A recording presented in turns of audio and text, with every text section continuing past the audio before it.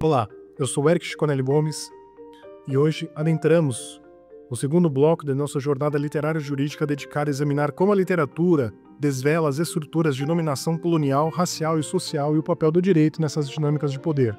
Após nossa reflexão inicial sobre como o direito se entrelaça com as narrativas literárias, chegamos ao momento de dar voz aos tradicionalmente silenciados. Nossa obra de hoje é Pedro Páramo, de Juan Rulfo, publicado em 1955, uma narrativa que revolucionou a literatura latino-americana e que, sob a nossa lente jurídica crítica, revela-se um poderoso libelo contra as estruturas de poder que perpetuam a opressão. Esta não é apenas uma análise literária, mas um exercício de pensamento decolonial aplicado ao direito. Vamos examinar como Rulfo, através de uma narrativa aparentemente fantasmagórica, expõe a violência estrutural do sistema jurídico-político mexicano e, por extensão, latino-americano. Pedro Páramo é muito mais que um romance, é um marco divisor na literatura mundial. Em apenas 124 páginas, Juan Rulfo conseguiu capturar a essência da violência colonial e pós-colonial que assombra a América Latina. A obra narra a busca de Juan Preciado por seu pai, Pedro Páramo, no povoado fantasma de Comala, onde descobrimos que tanto o protagonista quanto os habitantes estão mortos, vagando em um limbo temporal onde o passado e o presente se confundem. Do ponto de vista jurídico, essa estrutura narrativa não é mero artifício literário, mas uma metáfora poderosa sobre como as violências históricas continuam a assombrar nossos sistemas legais contemporâneos. Os mortos que falam em Comala representam as vozes silenciadas pela história oficial, aquelas que o direito positivo raramente reconhece como sujeitos do direito. A obra antecipa em décadas os debates da teoria crítica do direito e dos estudos decoloniais. Juan Rulfo demonstra como o poder patriarcal, latifundiário e autoritário se perpetua através de mecanismos que transcendem a legalidade formal, criando uma zona de exceção permanente onde vigora a lei do mais forte. A crítica especializada reconhece em Pedro Páramo uma das mais profundas radiografias da sociedade mexicana pós-revolucionária, mas raramente se explora sua dimensão jurídica. Rulfo nos mostra o México onde a Revolução de 1910 não conseguiu romper com as estruturas coloniais de dominação, apenas as modernizando. Para compreendermos a dimensão jurídica da obra, precisamos situá-la historicamente. O México de Rulfo é o país pós-revolucionário que, apesar da Constituição de 1917, uma das mais progressistas de sua época, não conseguiu implementar efetivamente os direitos sociais proclamados. A reforma agrária permaneceu letra morta em vastas regiões, e os caciques locais continuaram exercendo poder absoluto. Pedro Páramo encarna essa continuidade colonial. Ele não é apenas um latifundiário, mas um soberano de fato que exerce todas as funções estatais. Legisla através de seus caprichos, julga segundo seus interesses e executa suas decisões através da violência privada. Como nos ensina o jurista Court Smith, soberano é aquele que decide sobre o estado de exceção. E Pedro Páramo decide permanentemente sobre a vida e a morte em Comala. Essa figura do cacique representa o que os teóricos decoloniais chamam de colonialidade de poder, a perpetuação das estruturas coloniais após a independência formal. O direito oficial existe, mas não penetra efetivamente no território dominado pelo patriarca. Estabelece-se assim uma dualidade jurídica: o direito formal do Estado mexicano e o direito consuetudinário do poder patriarcal.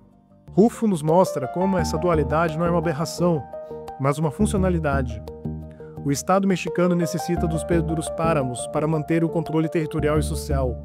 É uma forma de terceirização da violência estatal onde o cacique local atua como mediador entre o poder central e a população rural. A narrativa de Rulfo revela um ambiente onde o Estado de Direito é ficção jurídica. Em Comala não há tribunais, não há devido processo legal, não há garantias constitucionais. Pedro Páramo é simultaneamente legislador, juiz e executor.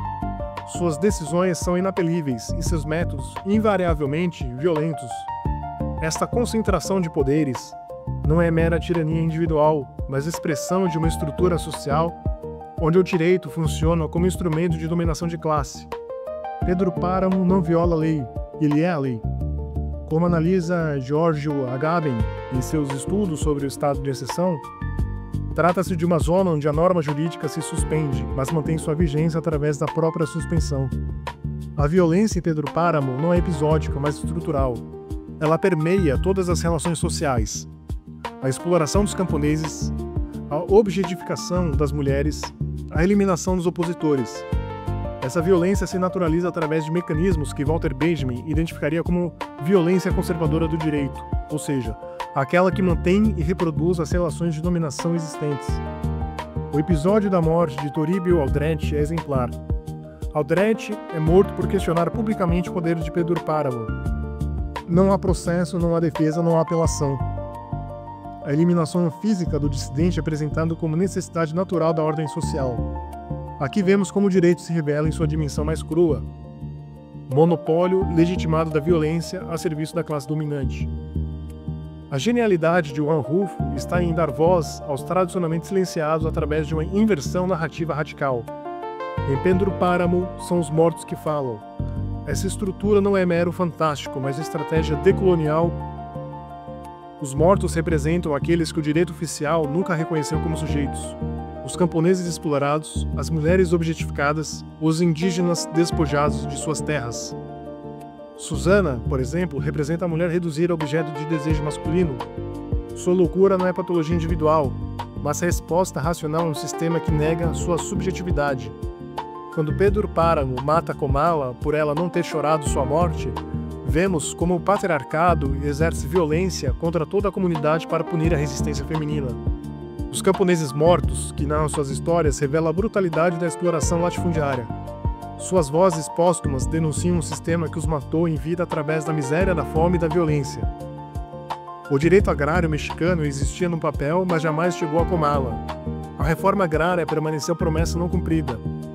Esta polifonia dos mortos antecipa o que os estudos subalternos chamariam de dar voz aos que não têm voz. Juan Rulfo demonstra que os silenciados pela história oficial possuem suas próprias narrativas, suas próprias verdades, que desmentem a versão dos dominadores. É uma praxis decolonial que questiona quem tem direito à palavra e quem pode construir a verdade histórica. Pedro Páramo encarna o fenômeno sociológico do caciquismo, sistema político que perpassa a história latino-americana desde o período colonial. O cacique é a figura intermediária entre o poder central e a população local, exercendo dominação através da combinação de coerção e clientelismo. Do ponto de vista jurídico, o caciquismo revela a fragilidade do projeto liberal da separação de poderes na periferia do capitalismo.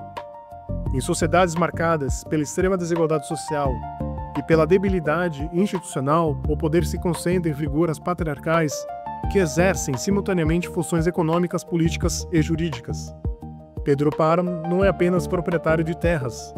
Ele controla a circulação de pessoas, ou seja, decide quem pode entrar e sair de Comala, a distribuição de recursos, pois todos dependem da sua vontade para sobreviver, e a administração da justiça, já que seus caprichos têm força de lei. Esta concentração de poderes cria uma soberania paralela estatal, mas funcionalmente articulada com ela. O romance mostra, assim, como esse sistema se perpetua através da violência simbólica. Os dominados internalizam sua dominação, como vemos no personagem Almundio, que mesmo sendo filho de Pedro Páramo, aceita sua condição subalterna. Essa naturalização da opressão é fundamental para a estabilidade do sistema caciquista. A obra de Rulfo antecipa críticas que seriam desenvolvidas décadas depois pelos teóricos da dependência e pelos estudos decoloniais. Mostra como a modernização capitalista na periferia não elimina formas arcaicas de dominação, mas as articula em uma síntese perversa que combina elementos pré-modernos e modernos a serviço da acumulação de capital. Pedro Páramo revela como o direito funciona não como legitimação ou limitação do poder, mas como sua legitimação. Pedro Páramo não viola a lei, ele é capaz de moldá-la segundo seus interesses. Quando necessário, mobiliza as autoridades oficiais. Quando inconveniente, simplesmente as ignora. Esta instrumentalização do direito não é aberração, mas normalidade no contexto periférico. Como demonstram os estudos críticos, o transplante de instituições jurídicas liberais para sociedades marcadas por profundas desigualdades estruturais resulta frequentemente em sua captura pelas elites dominantes. O episódio que Pedro Páramo manipula as autoridades para legitimar seus demandas é paradigmático. Ele não precisa corromper o sistema legal. O sistema legal já está estruturado para servir aos seus interesses. A legalidade formal coexiste harmoniosamente com a ilegalidade substantiva. Juan Rulfo antecipa aqui as contribuições que seriam desenvolvidas pela criminologia crítica décadas depois. A obra mostra como o sistema penal funciona seletivamente. Criminaliza os pobres, como os revolucionários que ameaçam a propriedade de Pedro Páramo, e descriminaliza os ricos. As violências perpetradas pelo próprio patriarca jamais são juridicamente processadas. A ausência de mediações institucionais efetivas entre dominadores e dominados faz com que o direito se revele em sua dimensão mais crua. Comando respaldado pela violência. Em Comala, não há ilusões liberais sobre neutralidade jurídica ou igualdade perante a lei. O direito é transparentemente instrumento de dominação de classe. Esta violência ou essa transparência da dominação, paradoxalmente, contém o potencial emancipatório. Ao desvelar os mecanismos reais de poder, Pedro Páramo contribui para a desmistificação ideológica do direito. Os mortos que falam são testemunhas que desmascaram a violência estrutural disfarçada da legalidade. Pedro Páramo nos oferece uma radiografia impiedosa das estruturas jurídicas políticas que sustentam a dominação na América Latina. Através de sua narrativa fragmentada e polifônica, Juan Rulfo antecipa muitas das críticas que seriam desenvolvidas posteriormente pelos estudos decoloniais e pela teoria crítica do direito. A obra nos ensina que dar voz aos silenciados não é apenas imperativo ético, mas necessidade epistemológica. As narrativas dos dominados revelam verdades sobre sistemas jurídicos que permanecem invisíveis desde a perspectiva hegemônica. Os mortos de Comala são metáfora poderosa dos sujeitos que nosso direito mata em vida através da negação de sua humanidade. Como operadores do direito, não podemos ignorar essas lições. Pedro Páramo nos convoca a uma praxis jurídica comprometida com a transformação social, capaz de romper com a colonialidade que ainda assombra nossas instituições. A literatura, mais uma vez, se revela laboratório privilegiado para repensar o direito. Juan Rulfo nos mostra que a justiça não pode ser conquistada apenas através de reformas legislativas, mas exige transformação radical das estruturas de poder que sustentam a dominação. No próximo episódio, continuaremos nossa jornada pelo universo literário latino-americano com 100 anos de solidão, de Gabriel Garcia Marques. Exploraremos como o realismo mágico, macondiano, revela a violência cíclica que marca a nossa história e como o direito se articula com essas dinâmicas de repetição e ruptura. Até lá e lembre-se, entre linhas e leis, a literatura nos ensina que outro mundo é possível, onde as vozes dos dominados finalmente encontrem eco na construção de uma ordem jurídica verdadeiramente emancipatória. Este foi o episódio Entre Linhas e Leis. Obrigado pela audiência e até breve.